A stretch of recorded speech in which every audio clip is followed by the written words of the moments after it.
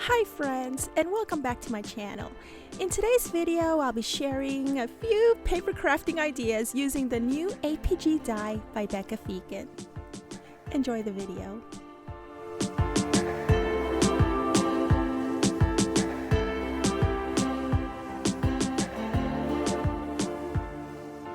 Okay friends, so today I'm going to share several different projects that I've created with the new Becca Feeken die. She's Amazing Paper Grace, and this is for that die of the month for January 2021. And I'm also going to leave you with a picture either on this side or on this side of what else you can make with this set of dies. And the intention for this dies, as you will see, is that it's a pop-up card in which you make a mailbox and it does lay flat, and when the recipient opens it, you open it up with a bunch of little cute hearts springing up. And so I didn't want to do the same exact thing. I wanted to challenge myself and see what else I can make with just one set of dies. And as you can see here, the die of the month by Amazing Paper Grace, Becca Feeken, comes with a gazillion dies, so you have a lot of options here. And so far I've been able to create 4 different projects using just one set of dies from Spellbinders. And so yeah, let me get right to it. Let me start with what I started making. I wanted to create something like a treat box, a Valentine's Day treat box, or a loaded Valentine's Day mailbox. And so what I did was I took this die and I made my mailbox shapes. Here and here I die cut 2 pieces, and after I die cut 2 pieces, notice how we have these notches or these handles over here. This is going to be for that pop-up card part, but like I said, I didn't want to make a pop-up card. I wanted to make a loaded Valentine's mailbox. So as you can see, I just went ahead and I snipped off the these handles here and here to turn it into a mailbox. Oh my gosh, and I forgot about this part here. I can't wait to show you what that is. And so I made the shapes for the insides. Okay, now for the outside, what I did with this was I took additional iridescent cardstock from Nina, and I took this shape and then I took this shape. And as you can see, I pretty much use my washi tape to hold this together, and I die cut 2 additional pieces. No, I'm sorry, I die cut 1 additional piece because I'm going to show you something else over here. So this one piece, again, I trimmed these sides off. As you can see, I trimmed them off. And what I did, I wanted to make the front somewhat dimensional. I didn't just want to glue it on down. So I used very thin foam strip, a very thin foam strip. It's not that thick, as you can see there. If y'all can see it, it's right there. And so, and I just added it along the way, and I put it directly on top of the cardstock. And then what I did was I die cut the mail signage using the Spellbinders mirror gold cardstock. And so I put that there. Now, what I did over here was I die cut 2 hard pieces. You actually get 3 sizes. You get this size, you get this size, and you get this size over here. So I die cut 2 sizes, the large and the medium. And as you can see, I used a Spellbinders whatchamacallit foam circle to make this part dimensional. And then I took some pieces from my stash. I took a rhinestone flat back button, and I took some tiny little flowers and roses and some leaves, and I just hot glued this here, and I used my crafting glue for this piece right here, and I don't know if you can tell, but I did add a couple of small flatback pearls over here and some larger flatback pearls over here. Now, this envelope that you see here, this is from a past Spellbinders card making kit, and I just used that, and I used some foam strips to make that part dimensional. So what I did next was I designed my box, and I just glued it onto this piece and to this piece, of course, holding it up in such a way so that it would be equal. This side would be equal to this one. But before I show you this side, let me just finish up over here. And it is fairly easy to do.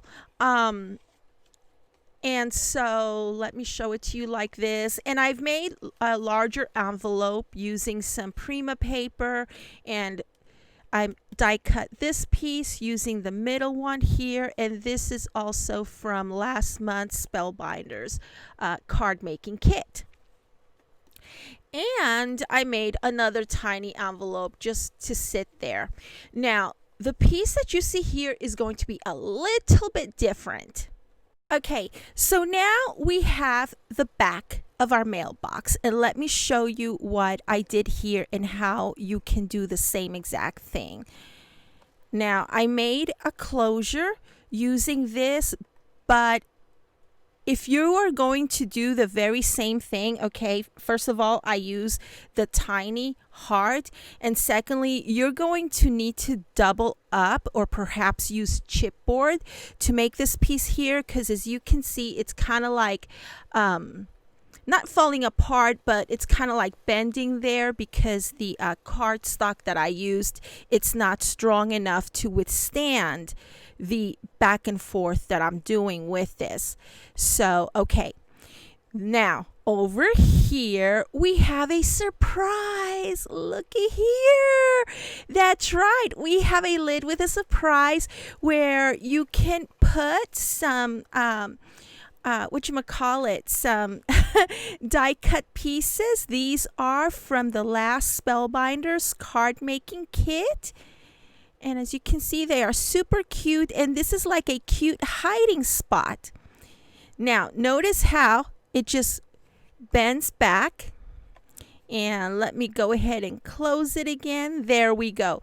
So, to make this part back here, what I used was, I did it three-way.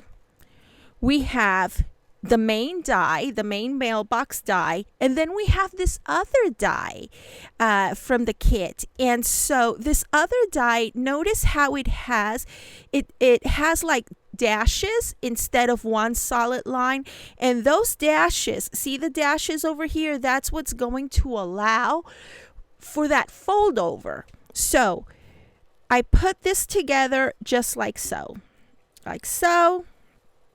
and like so, of course, taking better care that everything is looking, equally distant or equidistant.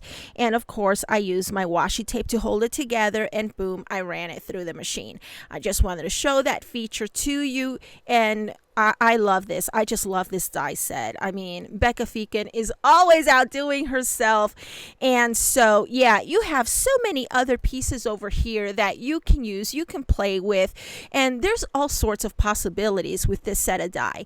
And so I made a loaded Valentine's treat box mailbox that I'll be sending out to a friend, and I just love the way it came out. So the next project that I did was this right here. I made a shaker embellishment, and let me show it to you like so. That way it doesn't the glare. I'm sorry about the glare. And so this is just a regular mailbox shape shaker embellishment, and once again, notice how I just snipped off the handle pieces right along here, okay? And I did it dimensional, and so there we go. Hang on a second, my phone's ringing. I'll be right back. Hey, sorry about that. Where was I? Where was I? Okay. And so what I did on the back here, yeah, I love shakers. Oh, I also added some flat, iridescent flat back pearls in a light pastel pink to this, and on the back all I did was line it up with a couple of doilies, just regular generic doilies from my stash to make this cute shaker embellishment. I love it. And so after making this shaker embellishment, I was like, what else do I make? What else do I make? And let me show you something. Let me go ahead and put this right here. This is just an A2 card size, 4¼ by 5½. And oops, that's my hair. And so to show you the size of it, okay, this is how big it is. That way you can, distinguish the size. See how, okay, that's how big it is. It will fit in within the parameters of an A2 size card. Okay, so after doing this, I was like, I want to make an easel card. Y'all know how much I love making easel cards, especially shaped easel cards. I don't know. I have a passion for shaped things, shaped easel cards, shaped mini albums. I just love them. And so I went ahead and I die cut a shaped easel card, and I did the same exact thing over here.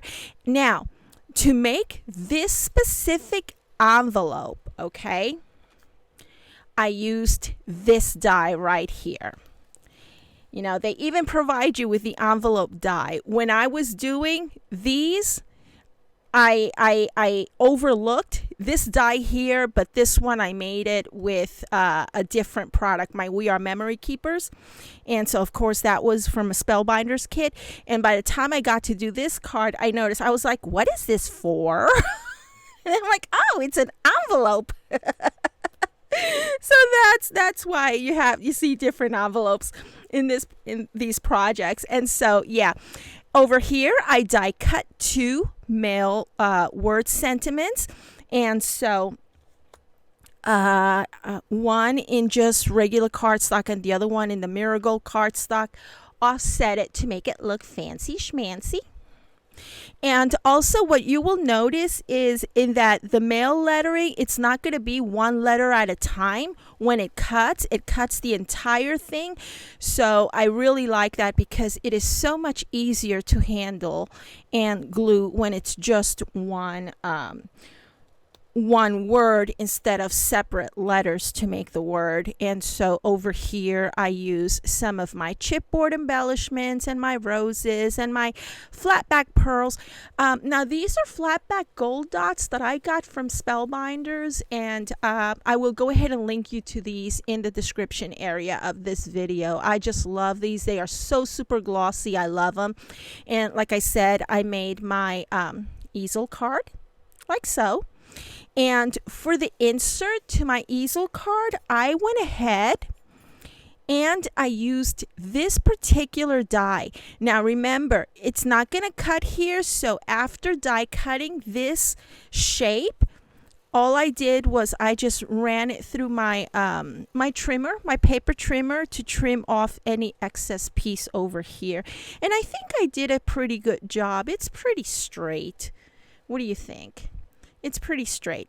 So after doing this easel card, I was looking at this and looking at it, and I was like, this reminds me of a bistro sign. Now, when you go downtown to, eat at the nice restaurants, and you're walking along downtown, and restaurants will have these large wooden signs with their specialty, chef's specialty of the day or menu, and they look so beautiful and so forth.